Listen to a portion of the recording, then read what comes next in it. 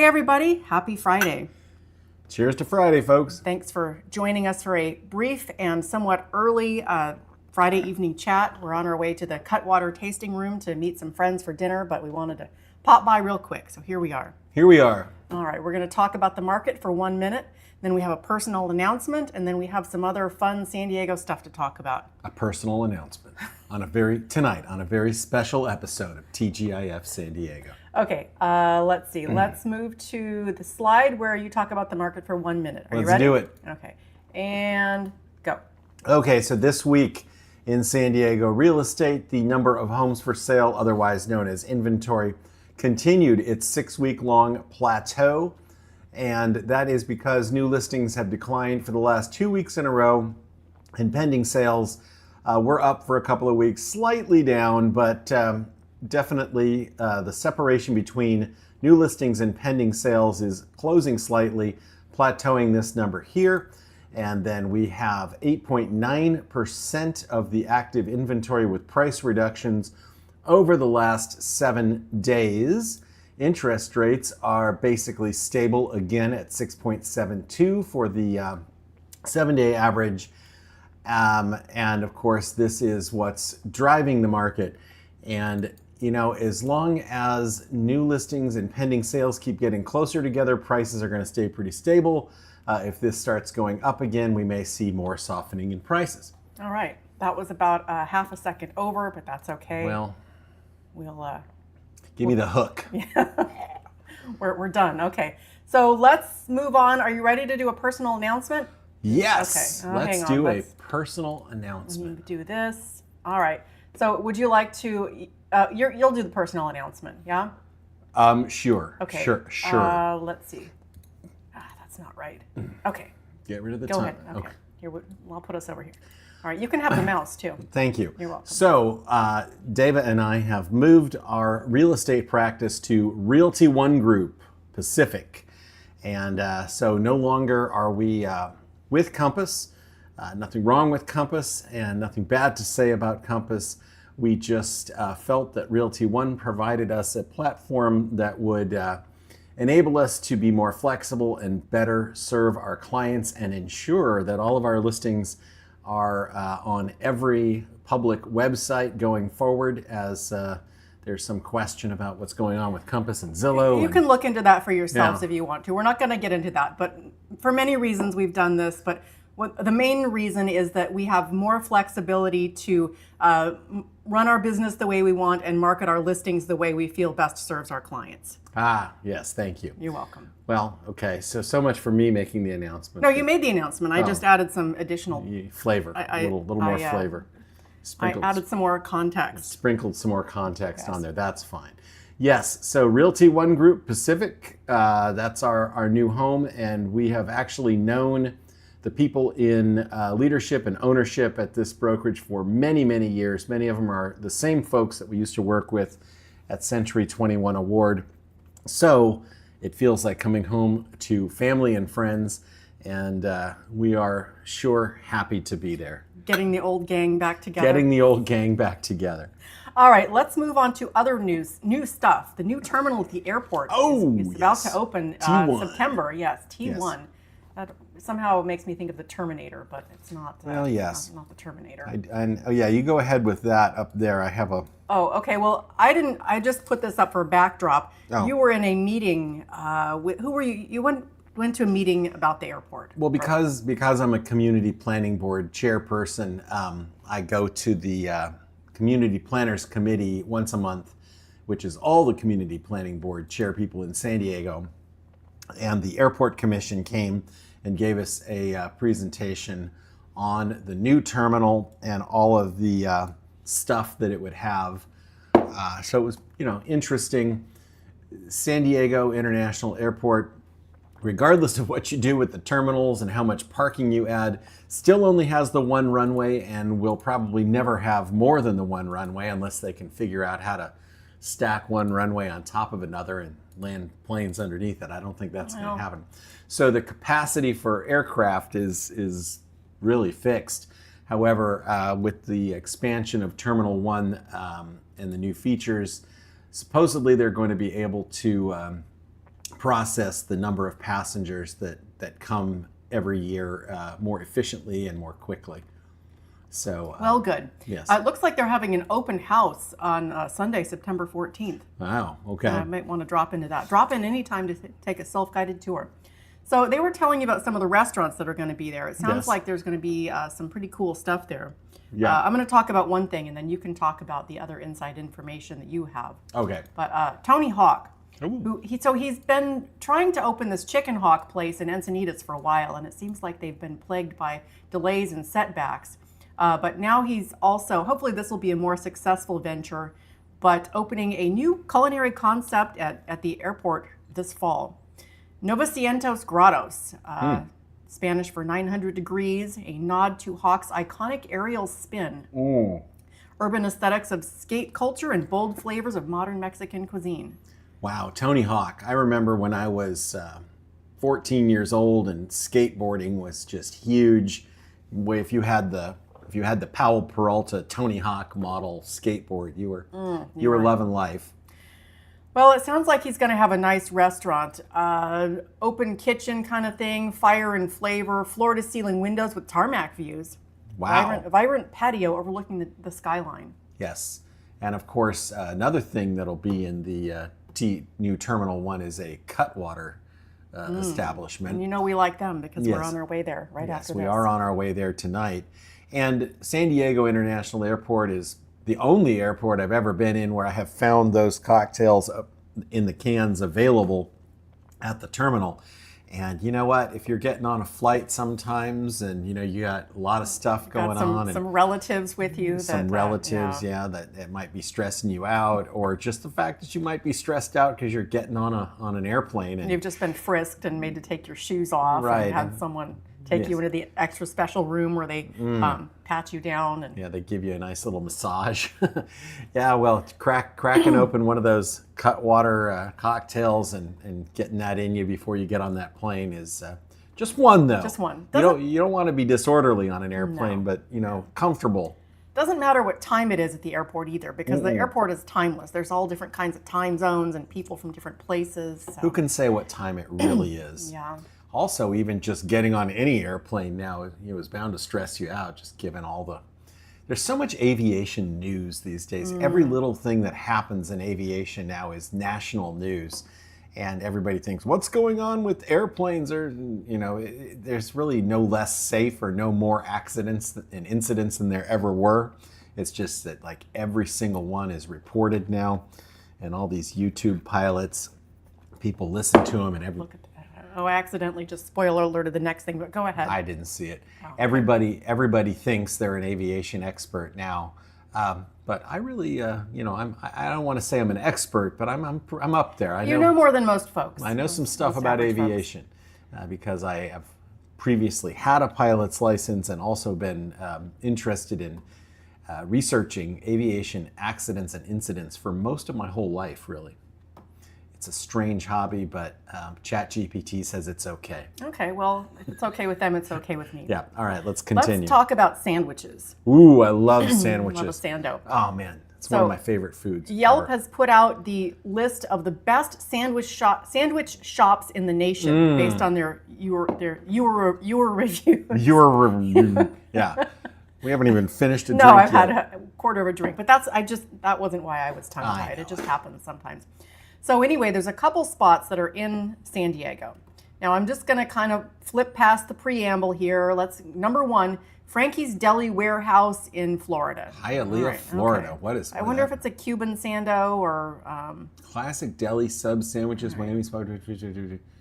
Okay. Anyway, that's in Florida. Maybe we can go to that. Oh wait, here we'll go. I'm going to stop on number 2, even though it's not San Diego. Oh, Three Rivers. Yeah. That's a nice place. Beautiful place. Yeah, right by Sequoia National Park and the river running through. Oh yeah, Three Rivers is absolutely beautiful. So maybe we'll go check this out sometime. But let's continue on to number. Let's go to number. Oh, they're just going to give us this list here. Okay. Number 12, Buyer Deli in San Diego. So I found this on Google Maps. It's down here near San Ysidro. Okay. Kind of. Oh, I've heard of this. Okay. All right. They've got a lot of stars on Google Maps. It's over here in this. God, I'm getting hungry just thinking about it. Yeah. What's their okay menu? Menu. Italian. Oh Greek, man, I love club, an Italian sub. Reuben, Club. turkey. Mm. Yeah, it looks like they've got all the classics here. I got to tell you, I love an Italian sub with the capicola and mortadella, the cheese, the vinegar, the olive oil. I can't eat them anymore though because it just gives me heartburn. I mean, anything with turkey in it is fine. Well, they've got a turkey sando. Cheesesteak, basically when I'm eating a sandwich now, it kind of has to be, I don't want to say plain, but relatively uninvolved. It can't have a lot of acidic stuff anyway. When you get older, these things happen. You do what you can. All right. Well, it looks like they have good sandos for reasonable prices, so maybe we'll check that out sometime. God damn, I'm gonna get down there right now. All right, another sando place. Come on over Cafe in Oceanside. Oh, So it's over here, just off. Oceanside Boulevard. Okay, over by the Cruise America and the 5-star smog. So when you're getting your, well, it's perfect. You go there to get your car smog, go across the street, get a sandwich. That's like one of my favorite things to do is, drop the car off and go get a sandwich. You gotta pick a place that has a sando place within walking distance. What's the place on Miramar Road? What I used to always take. I always took the car there for the oil change. Motec. Okay. Motec Auto. Right around the corner, there's a great little deli there. It's okay. It's not great. I shouldn't say it's great. It's okay. Well, this place is supposed to be really good. It has lots of stars. Okay, looks maybe a little more avocado or upscale. We've got some avocado toast, Love a breakfast sandwich. turkey BLT, Italian hoagie, grilled cheese with bacon, Thai tea. Okay, all right. Well, anyway, some top shelf sando shops right here in San Diego. I generally eat one sandwich a day. I make it here at home, Okay. of course, but you gotta limit my carb intake, so I can't eat too many sandos. But man, I love them. I have just a little bit more food news. But here in Carmel Mountain, we had a Boston market. We did. And it's been empty for years. Yes. And they have all kinds of scaffolding around it and stuff now. They're working on something. Well, I found out what they're cooking up. Do you want to find out what it's going to be? Yes. Okay.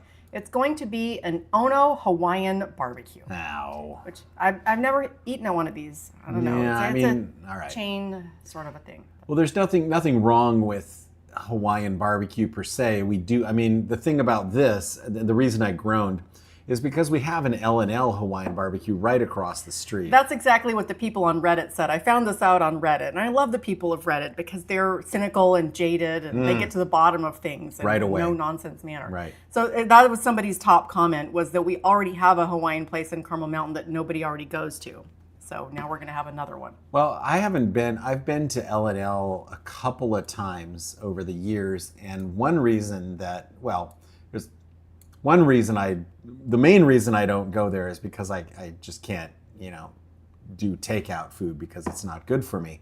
But anytime I have ever been there, man, it takes them so long to, spam masubi. Okay, well, you can keep talking. I'm just going to flip through It some just of their takes them so stuff long. that they've got here. So, I mean, Hawaiian barbecue is good. We already have one. But, I mean, if this one is good, then more power to them. Seafood mix. All right. Okay, and that Boston market has been empty for years. It's been like Long time. 10 years. Grilled spam and eggs. Yeah. All right, well, seafood. All right. We'll probably give it a try. Sure, of course. Yeah. They don't know when it's opening yet, but Okay. hopefully it'll be soon. Hawaiian food is, I love it. Just the way that they are just unashamed of throwing a bunch of fatty, super carby stuff on a fried stuff on a plate with a slab of spam on top of it and maybe a ladle full of gravy. Well, now we have some non-food news. And this is actually related to the Hawaiian barbecue a little bit, but this is a hula hoop news. Ooh. Hula hoop history. So the lady who named the hula hoop was actually from Rancho Bernardo, and she recently died, which is too bad, but let's honor her legacy. I did not know that. I'm just going to let's watch just a little bit of this video about this lady and how she came to name the hula hoop. Oh man, that maraschino cherry was terrible. That's too Until bad. Oh, my Joan God. Anderson was This lady 100 looks years like old, fun. I wish she I'd still known had the her. moves We to could have swing hung the out. hula hoop We that could have. she We could made. have had her on the Worst show. cherry I've Turned ever to a eaten in my craze. life. She just Don't eat brought that a lot cherry. of joy Okay. around the world. She never got the recognition for bringing the hula hoop. We just got taken by them. Thanks to this documentary called Hula Girl, Joan is finally getting the recognition she deserves. The Rancho Bernardo woman who Those are used to very model small first captions. witnessed a wooden ring only called a hoop. The volume's really when she low. traveled back to her home country of Australia back in Maybe the it's not 50s. for the people. She said Yeah. everywhere she went, There we go. people were having this hoop around their waist, you know, just screaming and laughing. Upon her return to the States, Joan's mom shipped her a hoop that she would take to parties, and the name was born. One of their friends at one of the parties said, "Oh, it looks like you're doing the hula." And she goes, "Oh, that's the Look at perfect where name. are the they? That's a hula hoop." nice looking So she studio. actually coined the name and everything. Trademarked And it and everything? no, they did not. Looking to Okay, all capitalize right. Well, on the hula hoop craze, Joan's history. husband You don't pitched see the too idea much to hula Whammo. hooping. What is the He looked woman's at it and name? he goes, this might have Let's give some her- merit. let's give If her we make props. money, you'll make money. Joan. Do you see the name And so somewhere? they No, left it at that Well, with a go back to the handshake story. and kind of a Okay. deal. But the money never materialized despite tens of boy, they don't millions put her of name hula in the hoops story. sold. The money never The family still materialized. has the documents from the lawsuit against Whammo. They won $6,000. Like Mom said, you win Whammo. some. Oh, Whammo stole it and, from her. They never let it sour them. Instead, Joan spent Joan? 64 years with her husband until he passed Joan. in 2007. Okay, well, her name is Joan. She We'll, continued we'll living look life at to her. the fullest. She's like wearing sashes and They must doing have said, they dances. must have said her name at the beginning. Do you want to go back? To ziplining into I her feel like we 90s. should at least speak her name. All right. Even Okay. taking her first Kids and even some adults. Hula hooping for plenty of kids and even some adults. Hula hooping is a fun pastime. But often left out of the toy story is a San Diego area woman who recently died that coined the name and helped make it popular. As we hear from NBC7's Amari Fleming. San Diego's known for a lot of different things, from the let's give weather it to some. beautiful beaches like you see right here behind me. But what you may not have known is that a San Diego area woman who helped to spark a Here it comes. worldwide phenomenon recently died at the young age of 101. Wow. 101. until Joan Anderson was Joan, Joan Anderson. Anderson. All right, here's to She you, still Joan had the Anderson. moves to Thank you swing the for hula hoop you that know, she named your helped turn into a craze. important She just brought a contributions lot of to joy the around the world. She never got the world of fun, and I mean, we've all had good times with hula hoops. Yeah, I yeah. think. We speak your name, Joan Yes. Anderson. Now, see, this is something that I have seen over and over again. Though a normal person comes up with a phenomenal idea and thinks, "Man, I'm gonna tell Whammo or Nestle or whoever it is just- about it." They steal it. They steal Let it. that be a lesson to you. Noah Tafoya, that guy who does all the. Or, The banana chocolate banana things. yeah. He came up with this chocolate banana bite thing, and Nestle just shafted him. So All right. Well, just be careful. If you come up with an invention, patent that sucker keep before it you tell yourself. anybody about Yeah. it. So hula hoops, you don't see them too much anymore. Although sometimes, like my friend Emily does a fire hula hoop. Yes. Yeah, that's pretty impressive. She likes to dance on the edge. Well, she's got her friend or her husband Marco there with his fire blanket in case she gets into Kate, trouble. Right. I had a couple more things, including an angry rant about the city. Well, it was an angry rant, fuel for a possible, Well, let's do it quickly. Well, no, we need to get going, and if we're going to have an angry rant, we should. I could maybe it's good for me to feel constraint on my angry. So rant. let's just do super Cliff's notes on this story.